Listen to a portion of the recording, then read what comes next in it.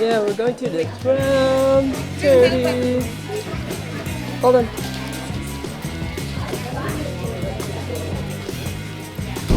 Let's go, let's go. Thank you, Daddy.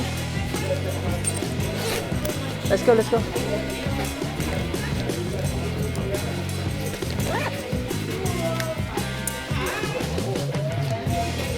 Another t-shirt?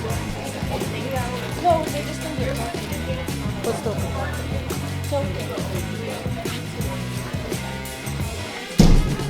And you guys are heading to line 12, so left to 12. Alright, thank you.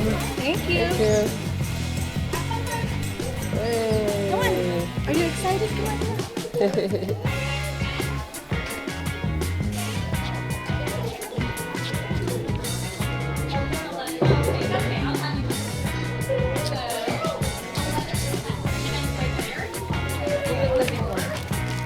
Yay.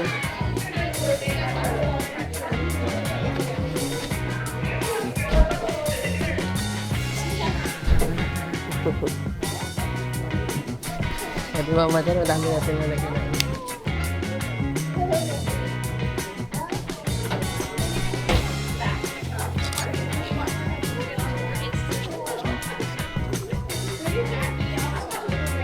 Okay. You'll be take care of. Yay! Lagyan ko din. Yay! Awesome! Yay! Open window. Right here, Daddy, open window. If you have any emergency, they tap on the red button to keep everything inside the window. Yeah, I know, it's giving you a lot, though, very small. Today we're going to be heading into our 435-acre free-roaming area, where some of our large livestock. Whoa! Whoa, Teddy, whoa. Now before we get into our proper free-roaming area, we are going to go through a couple of gates, and these will just give me a good opportunity to go over some of our rules that we're going to have here today. First of all, I am going to ask that you remain seated while the tram is in motion, because sometimes the tram can come to a sudden stop. If that were to happen, I would want any of you back there to fall over and get hurt.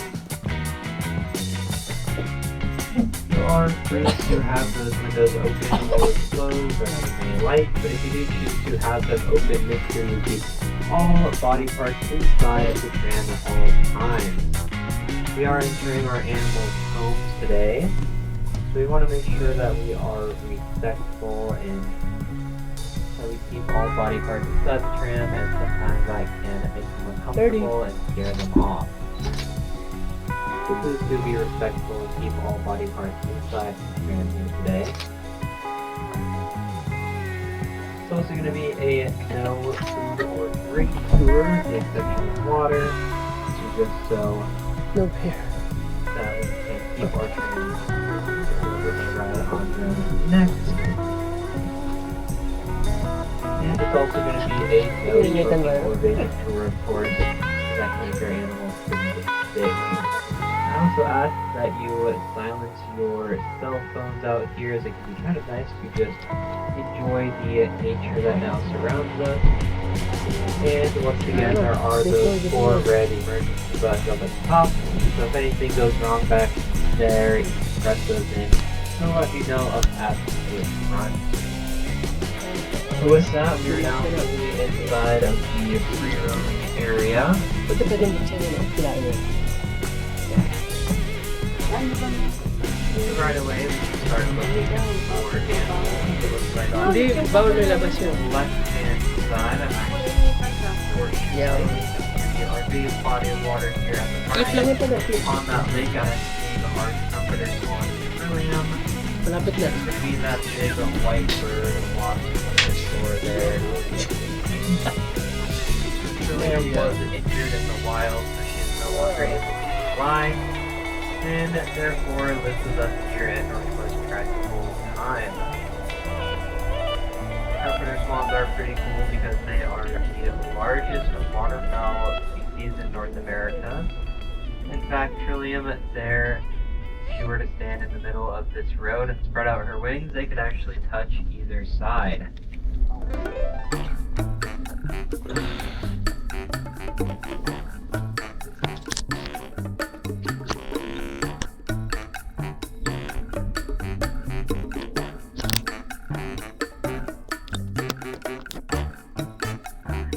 Besides our one beautiful bird out there, we are going to be looking for 7 different species of hoofstock today from 2 different families.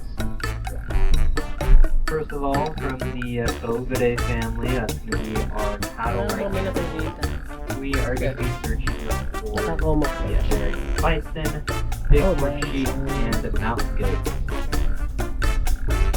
We also have our Cervidae family out here. These are the more deer-like animals. From that family, we are going to be looking for the Roosevelt elk, moose, caribou, and of course the Columbian black-tailed deer as well. Now you may be wondering what the main difference is between these 2 families. They do seem pretty similar at first glance. The main difference is actually when you look on top of their head. Our members of the Ovidae family, or cattle-like animals, they are going to have horns. These horns are going to be made of keratin. That's the same that your fingernails are made out of. And they are going to stay with the animal for their entire life. In fact, right now we actually have some baby bison. They already have tiny little horns growing out of their head. So hopefully we get to see them a bit later on today. But if you compare that to the Cervidae family, they are going to have antlers on their head. These antlers are made of bone. They are going to fall off and regrow every single year. Right now, our Roosevelt elk actually has a massive set of antlers. It's their biggest that they're going to get because their rut season is coming up, so hopefully we get to see them a bit later on.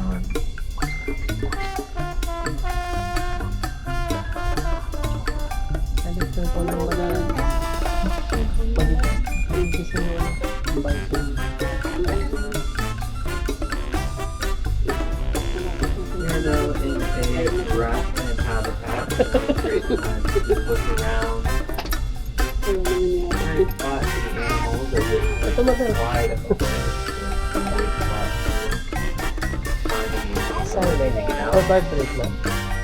One of our animals here at the park is actually known as the gardener of the grassland, and that would be the American bison. They earned this nickname because they help take such great care of their habitat because they are so big. In fact, male bison can weigh up to 3,000 pounds. Their massive hooves aerate the soil, which allows the grass to grow very healthily.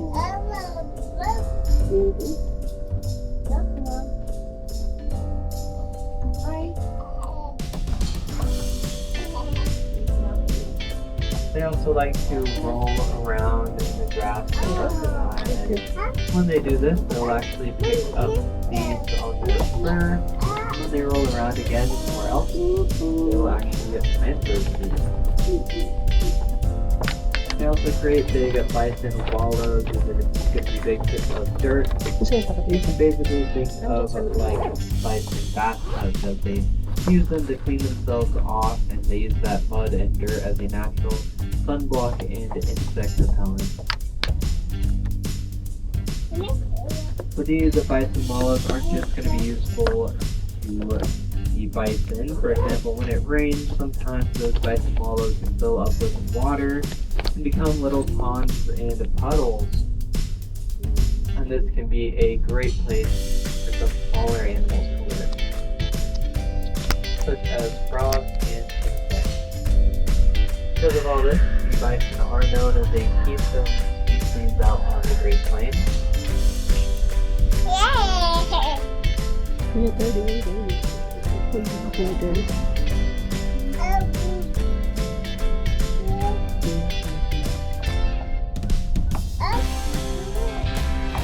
Bison, where are you?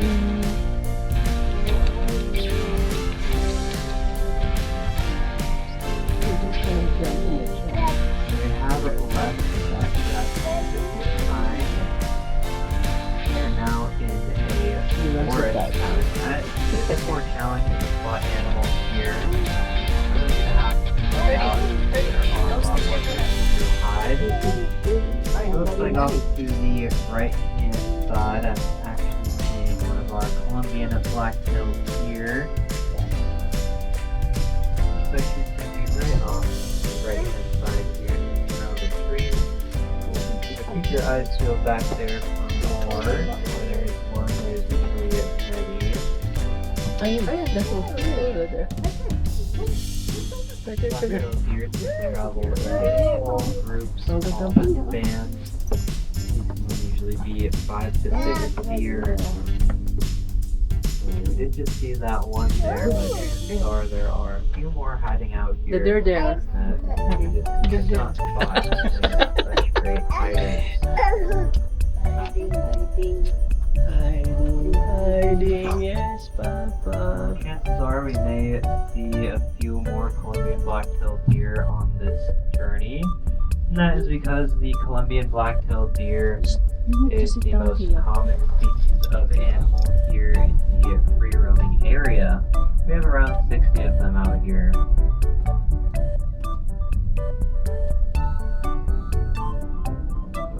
The black-tailed deer is also going to be very common in Western Washington in general.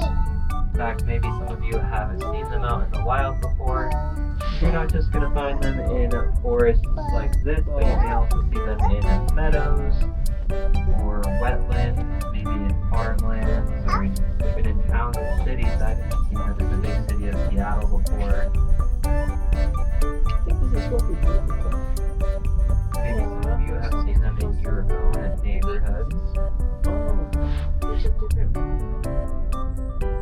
Black-tailed deer are known as a habitat generalist.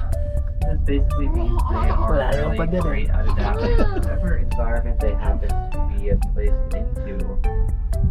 Whether that be a nice natural forest like this or somebody's backyard. They can sometimes be a bit of a pest, especially if you have a garden that you like and doing the deer eat that.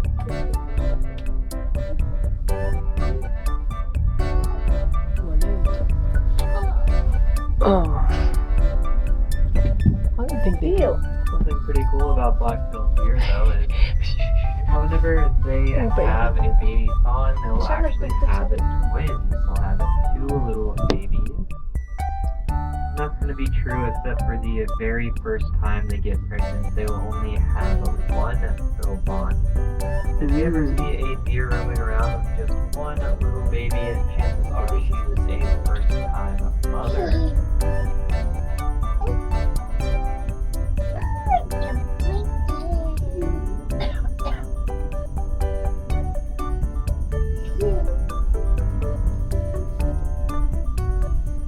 Another reason that black-tailed deer are pretty cool is that they actually change the color of their coat based on the season.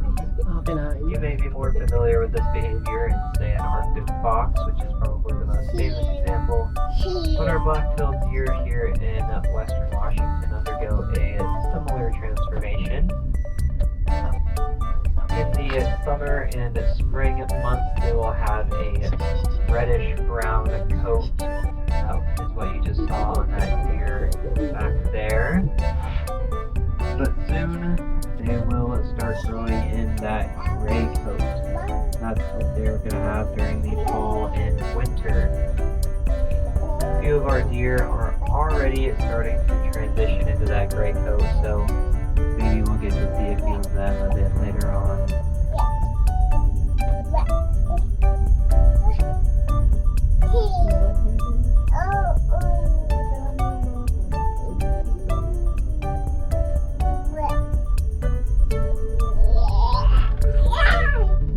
Yay.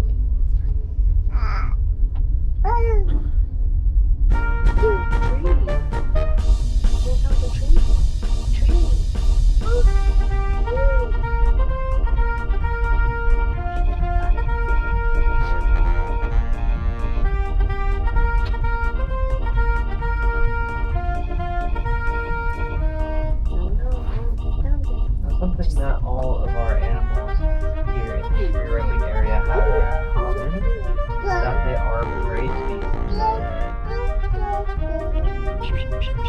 Because they are prey species, they're going to have a lot of adaptations to help them not get eaten by predators.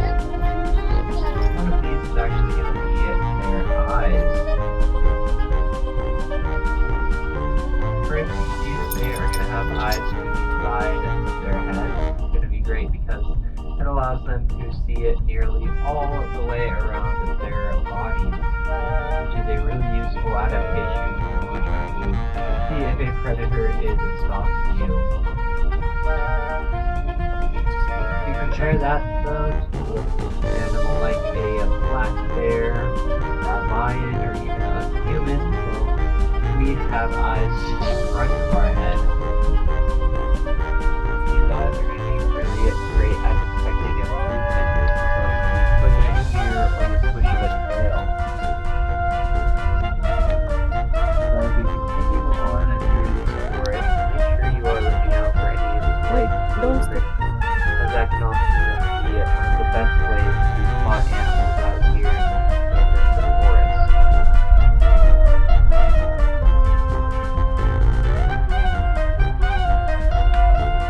Easy way to remember is the eyes to the front or the front, eyes to the side or the side. Looks like we have some of our elk off to the left. A bit far out, we are going to be going a bit closer to them, so hopefully we'll get a pretty amazing view of coming up to here. Oh, how you remember?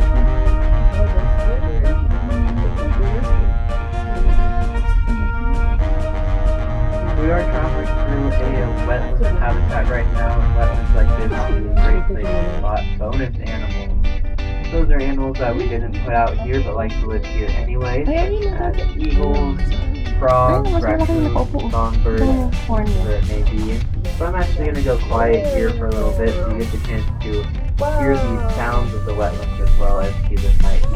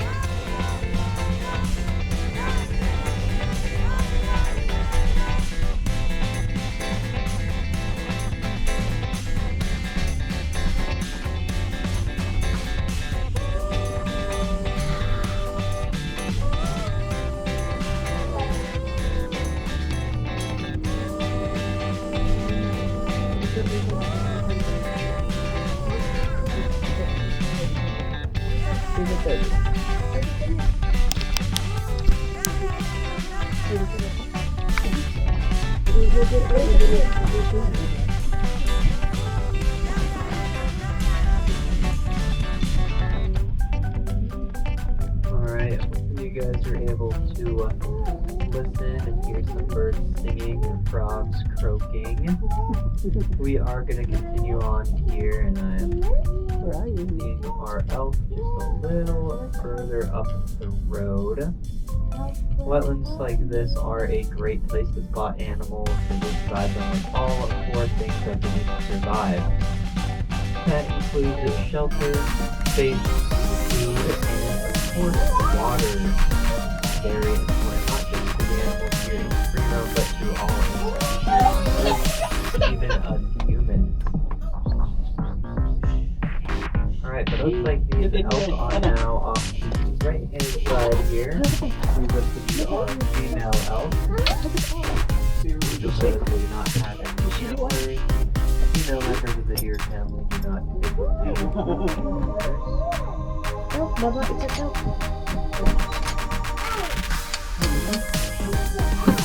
You'll also be on the lookout for any elk calves that we have with us here. We did have a few with here. Start by seeing one of our male elk off to the right hand side. That is pretty nice set of animals there. Looks like you might be getting a head start on the running season. It does usually start in September, early September, so it should just be just around the corner.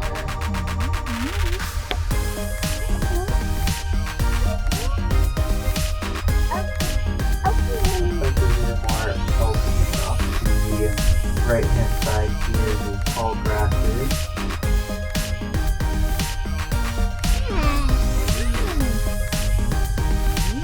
During most of the year, the male and female elk herds will actually hang out separately in two different herds.